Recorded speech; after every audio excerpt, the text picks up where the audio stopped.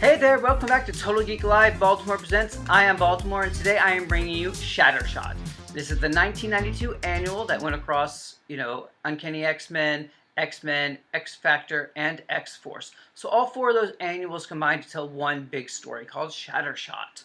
I loved when the annuals did this. It was really kind of fun to kind of follow a story from one annual to the next. Oversized, and you had all sorts of back matter that was fun too, backup stories, pinup art. All those were really, really fun to watch and to see and to enjoy.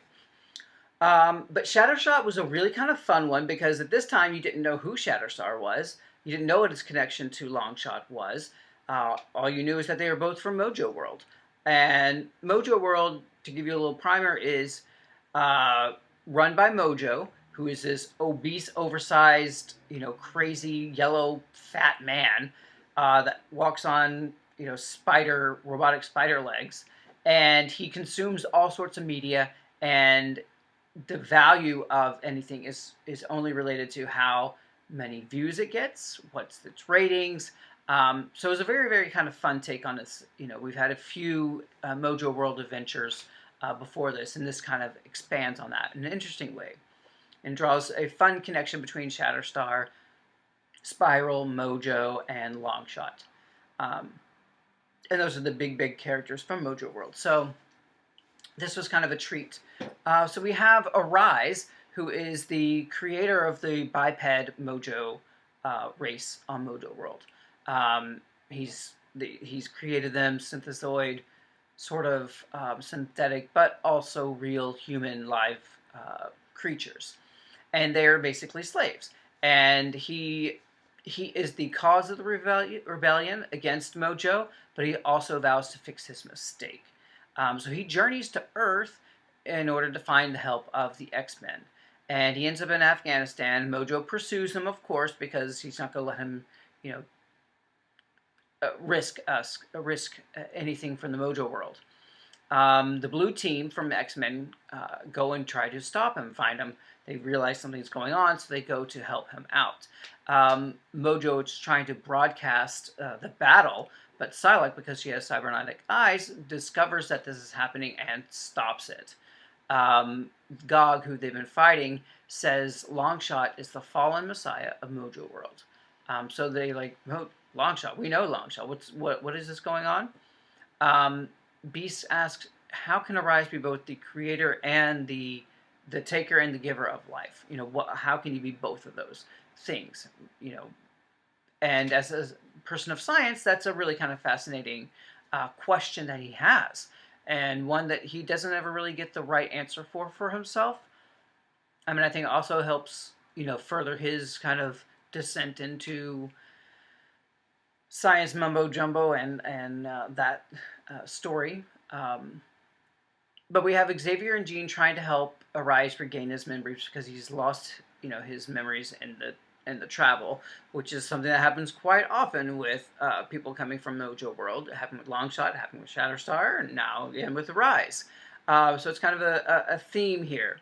So they're trying to help him restore his memories, and then the Death Sponsors attack. And this goes into the next annual, where Bishop and the other X-Men try to stop them and protect Arise from, what's happening. And Arise decides he's only going to send benevolent images back to Mojo World. If Mojo World, their value is based on violence and, bloodthirstiness and savagery, he's going to try to play the system and only show them things that are benevolent, kind, and sweet, and gentle. Maybe that will, stop them from, creating all these terrible things. Of course, it never works that way. Then we have, he goes back to Mojo World, and he doesn't go back to Mojo World, sorry.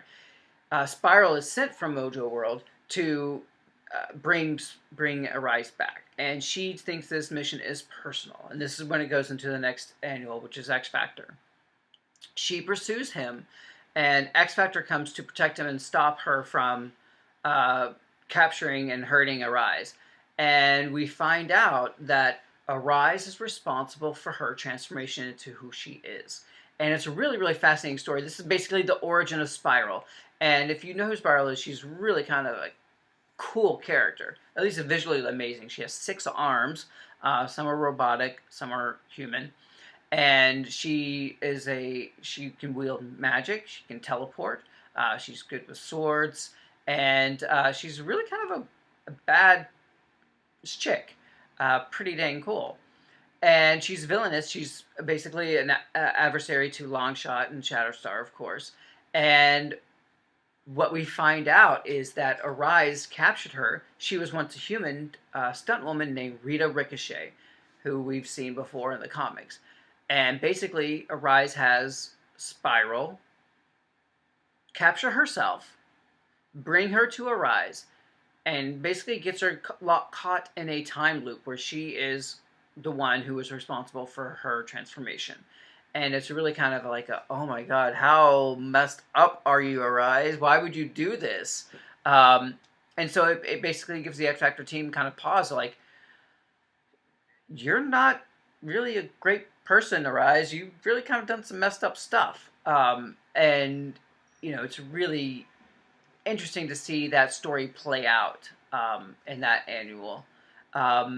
Basically, she's forced to capture herself. She's in a time loop. She ended up breaking through and capturing Arise and bringing him back to Mojo World.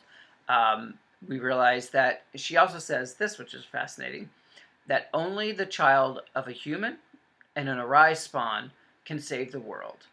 And then we're left to see an image of Shatterstar. And we're like, well, who could be his parents? And then we go into the XForce issue annual of Shattershot.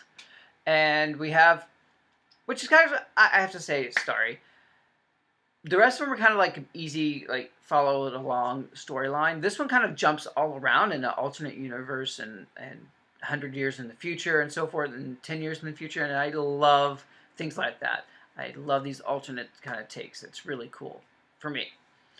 So you have Cable with Cannonball, Siren, Cypherlock, Warpath, Shatterstar travel 10 years into the future, into Mojo World, and they defeat Mojo finally. And Shatterstar is going to sit on the throne and make things right again.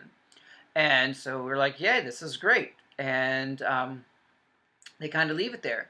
And then, another 10 years later, Arise goes back to Earth because things have not worked out well, and brings X-Force back. Although this time, it's a completely different X-Force. And I love, seeing these characters because you're always trying to figure out, like, who are they related to, how can they be connected, and all that. And I just kind of love seeing all of that happen. That was really kind of a cool experience. So we see the X-Force team go back into Mojo World. We see King Shatterstar. And, there's these big fights that break out because Shatterstar is enjoying being the Gladiator King. He's enjoying all of this power, but he's realizing that he didn't really save the world. He didn't save Mojo World, which is what he was supposed to do.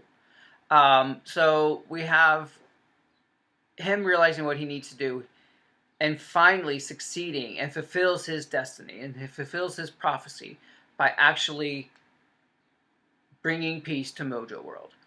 And you have this great moment at the very end where you see this old man pull back his hood, and light shines on his eye, and you see that it's a very old Longshot smiling, and it reveals that everything is okay now. And it's kind of a fun little story because you get these two characters, Longshot and Shatterstar, hence the title Shattershot. And it's really great to see them characters, even though they never get into how they are directly related. There's a lot of illusion going on. I think right after these annuals came out, there was a Mojo World adventure in X-Men with Dazzler and Longshot, and Dazzler is revealed that she's pregnant.